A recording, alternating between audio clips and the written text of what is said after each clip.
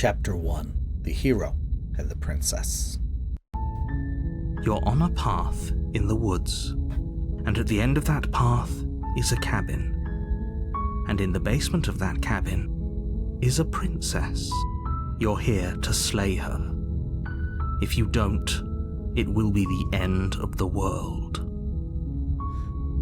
Have you considered that maybe the only reason she's gonna end the world is because she's locked up? While I appreciate the mental exercise, we are running up against a bit of a ticking clock. Nevertheless, let me assure you, the princess is locked up because she's dangerous. She is not dangerous because she's locked up. And before you decide to waste even more of our time by asking how I know that, let me suggest a more pragmatic lens through which to view this situation. Causality doesn't matter here, because the end result is the same no matter what led us up to this point. If the princess leaves the cabin, the world will end, and there is no changing that. It's no use arguing semantics over a metaphorical chicken or egg, because the egg is hatched and it's about to ruin everything.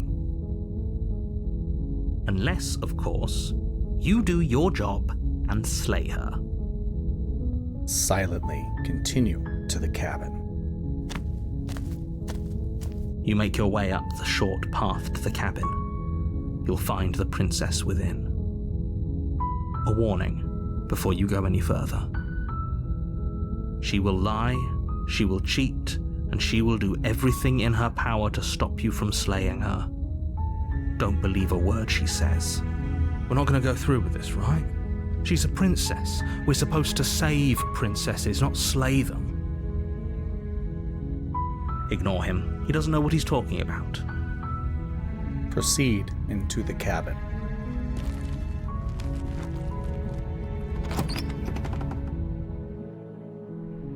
The interior of the cabin is almost entirely bare. The air is stale and musty, and the floor and walls are painted in a fine layer of dust. The only furniture of note is a plain wooden table. Perched on that table is a pristine blade. The blade is your implement. You'll need it if you want to do this right. Take the blade. You take the blade from the table. It'd be rather difficult to slay the princess and save the world without it. The door to the basement creaks open, revealing a staircase faintly illuminated by an unseen light in the room below. This is an oppressive place. The air feels heavy and damp, a hint of rot filtering from the ancient wood. If the princess really lives here, slaying her is probably doing her a favor. Her voice carries up the stairs. Who's there? She sounds dangerous. It's almost as if she's the one in charge down here. Don't let it fool you. It's all part of the manipulation. Just checking in on you. Oh, it's been so long since anyone's come down here. I was starting to think they'd forgotten about me. You walk down the stairs and lock eyes with the princess. There's a heavy chain around her wrist, binding her to the far wall of the basement. She's so coldly beautiful. Is she really a threat to the world? Focus on the task at hand. And there you are. Are you here to kill me or something? What? No way. Why would you even think that? That giant knife you're holding kind of gives it away, doesn't it? The blade.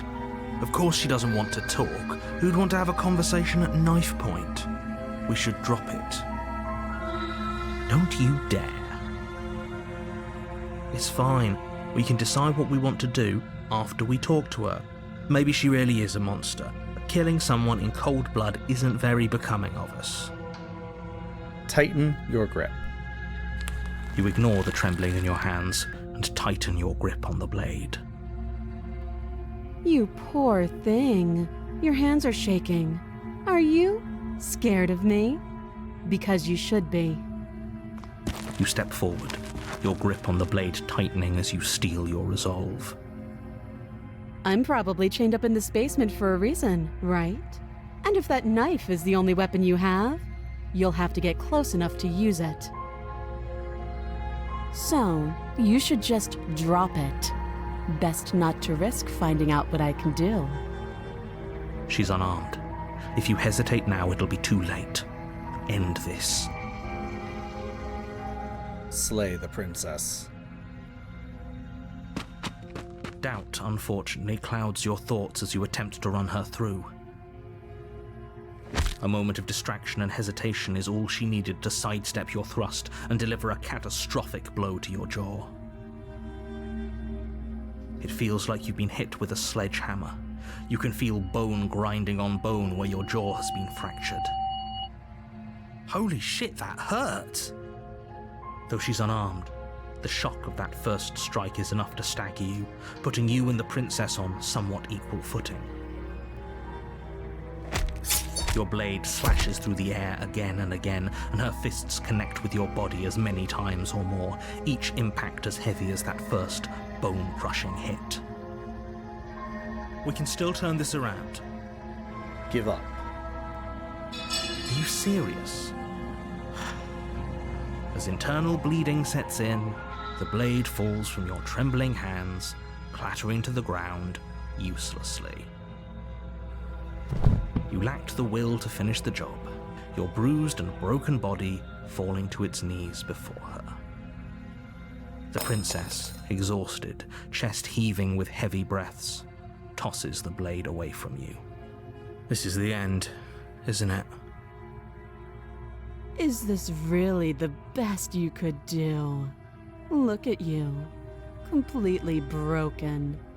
I'd be lying if I said I wasn't a little disappointed. She plants her foot on your chest and pushes you onto your back, the air leaving your lungs in a heavy puff. And then she brings her knee to your throat.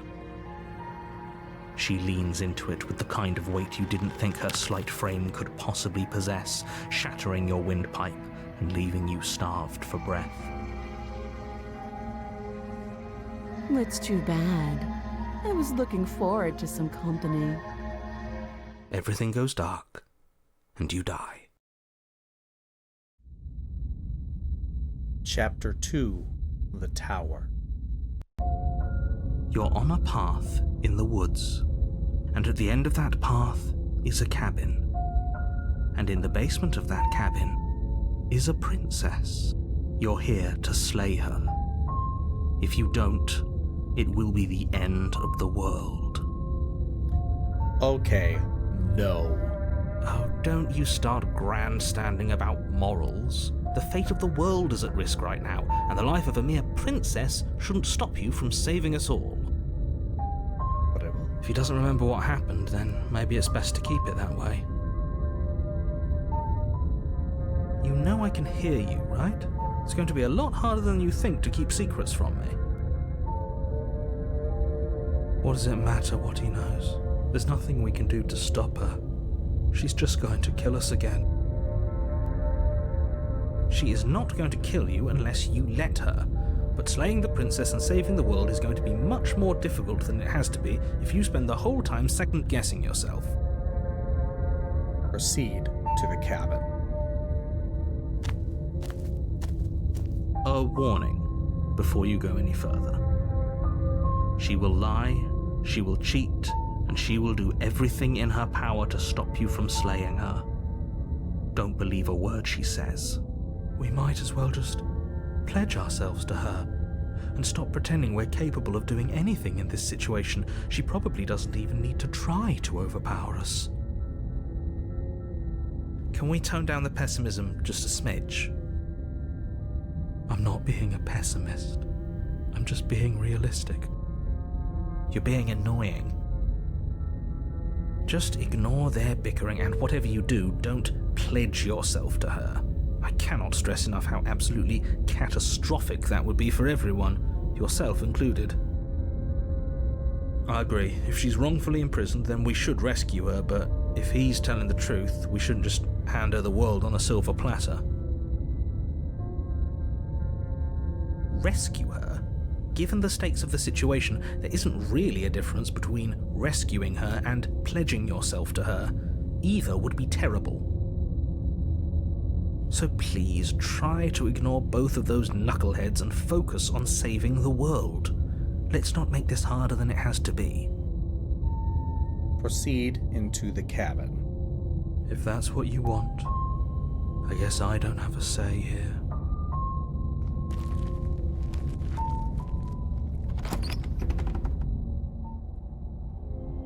The interior of the cabin is larger and more grandiose than its humble exterior would suggest. The only furniture of note is a massive marble altar with a pristine blade perched on its edge. The blade is your implement.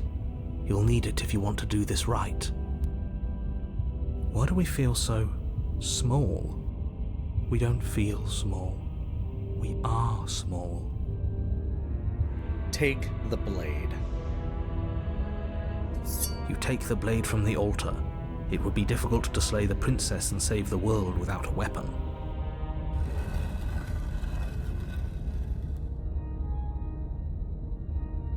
The door to the basement creaks open, revealing a spiral staircase. Its steps almost as deep as you are tall.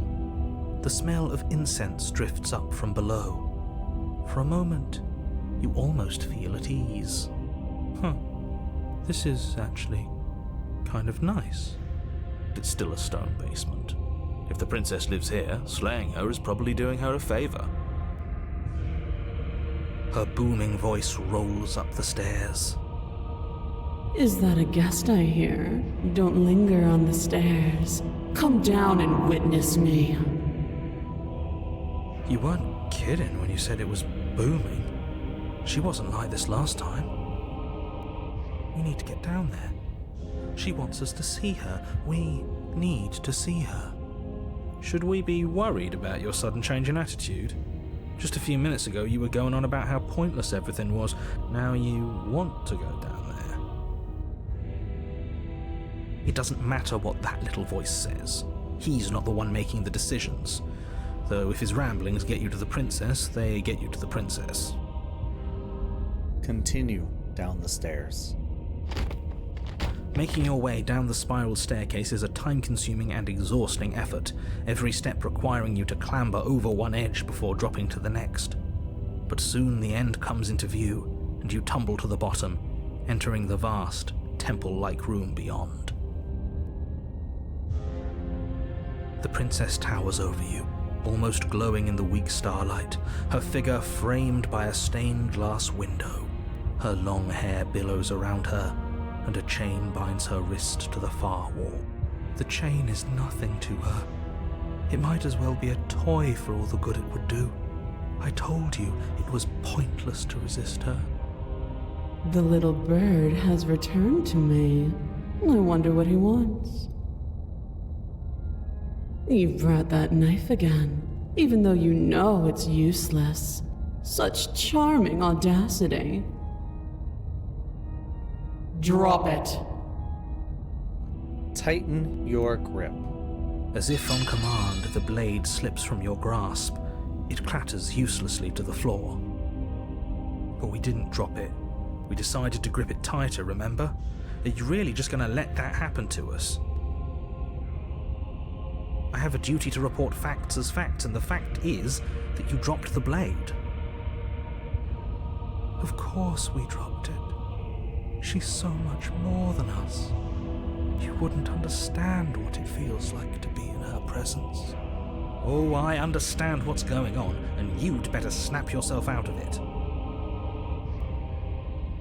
Kneel. No. Oh, are you still trying to defy me? I said kneel. Your legs buckle, and your knees hit the floor. That's my good little bird. Now, why don't we talk? The last time we met, you tried to kill me.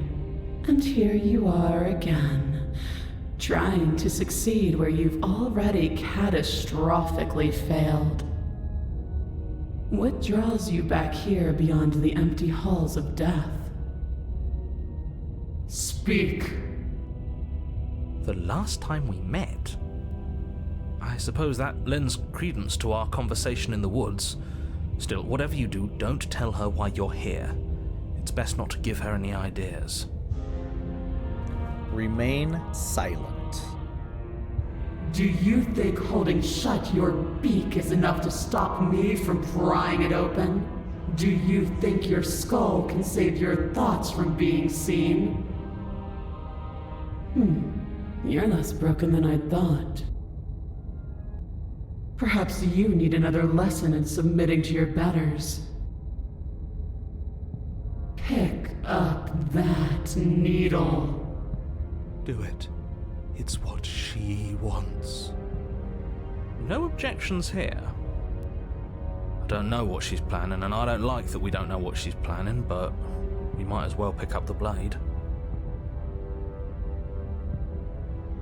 As your eye falls on the blade, you feel a weight.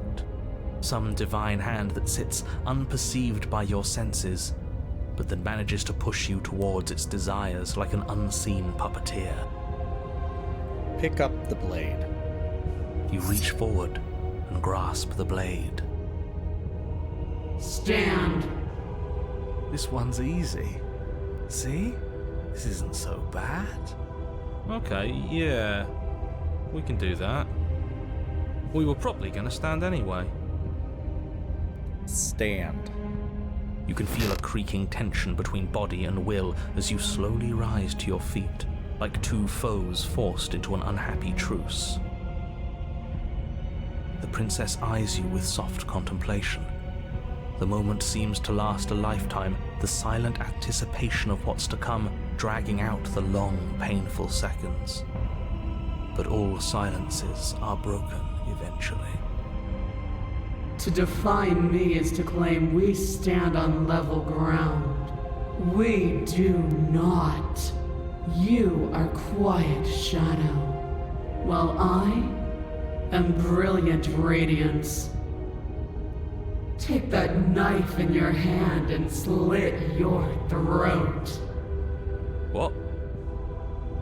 You don't have to listen to her.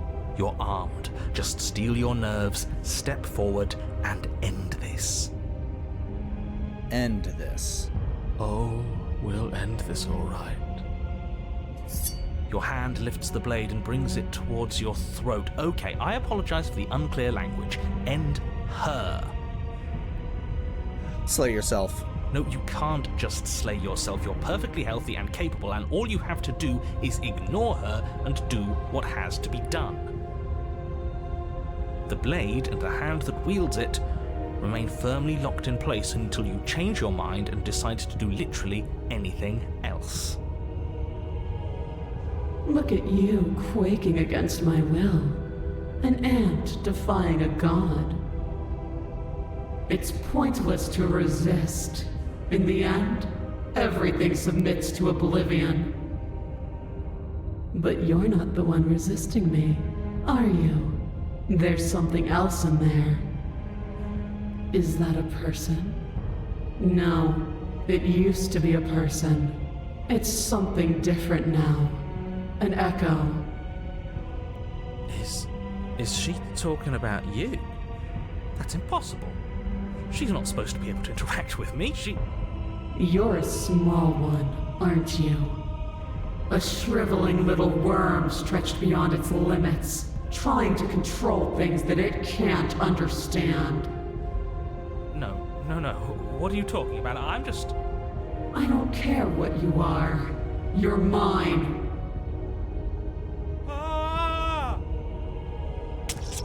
You bring the blade to your neck. You slice through soft flesh, severing veins and arteries, your blood flowing freely down your body. It's a painful lesson in obedience, but the pain won't last forever. No. When I see you again, you'll free me from my chains and deliver me to the destiny that lies beyond this place. We will. I promise. I know you will.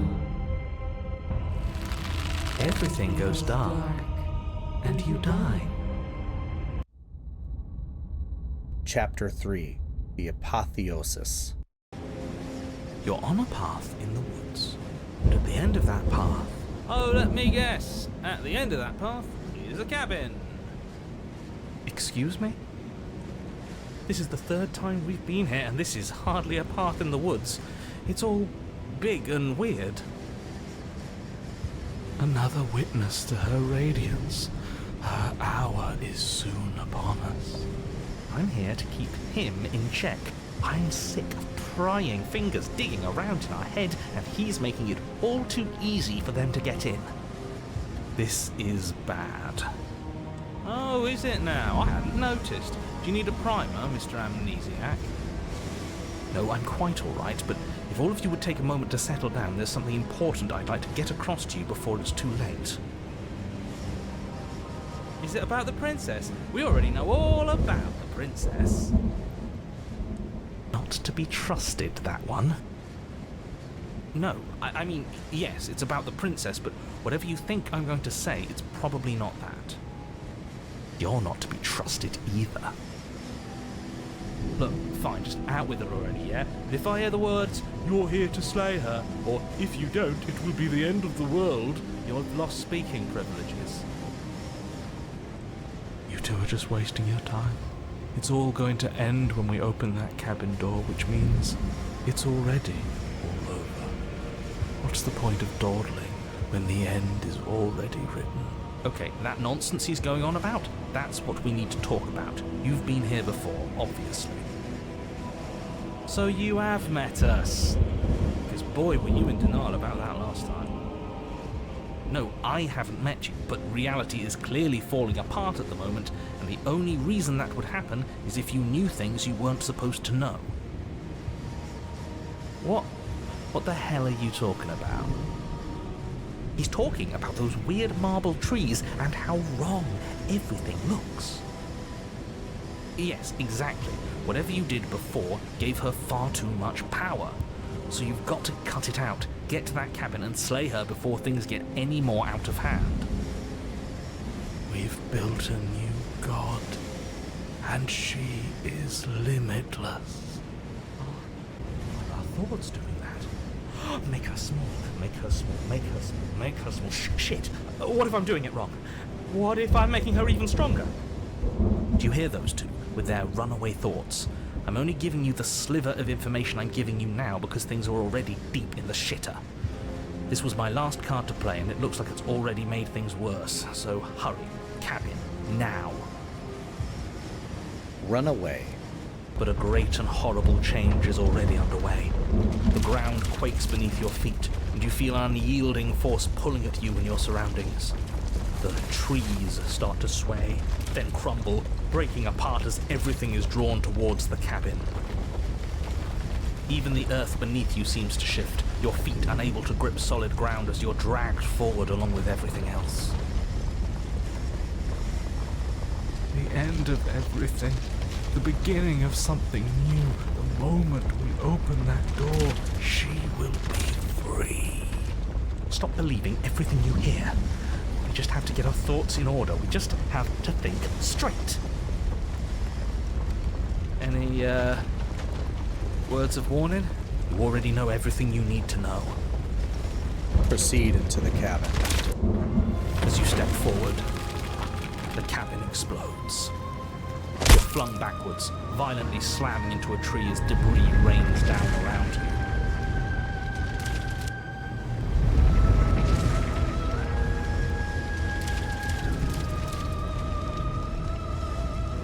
You watch in paralyzed awe and terror as the princess emerges, her body unfurling from some vast space as she stands upright to face you. The world bows to her. The ruined landscape shifts, trees and stone and the ground itself succumbing to her gravity, orbiting her like a great black hole. Finally, the little bird has set me free. This is always how it was going to end. And this is always how it was going to begin. There's a loud thunk from the tree behind you as something embeds in its shattered bark. Your pristine blade. It's now or never. Take the blade. Yeah, screw all of this, I'm with you. A real god would need us as part of her plan. You'll never make it to her. And even if you do, what could you possibly hope to accomplish? We'll do what we were always supposed to. We'll take this blade and we'll sink it into her heart. Look at the way everything's being flung around her. If we just throw ourselves in her direction, I don't know. Maybe it'll work. Maybe none of this is real. Maybe we can do whatever we want to do. With a forceful tug, you yank the blade out from the tree. You close your eyes and take a deep breath, and for a moment you can feel everything around you, like you're a part of everything, and everything is a part of you. And then your eyes open, settling on your target. It's time. Slay the princess. You launch yourself towards the princess. You can feel her gravity envelop you, carrying you from the ground into the violent swirl of her orbit. Even now you defy me. Do it then. Show me what you think it takes to end what's destined to end everything. Yeah, do it. Show her. End this. Why do I feel so cold?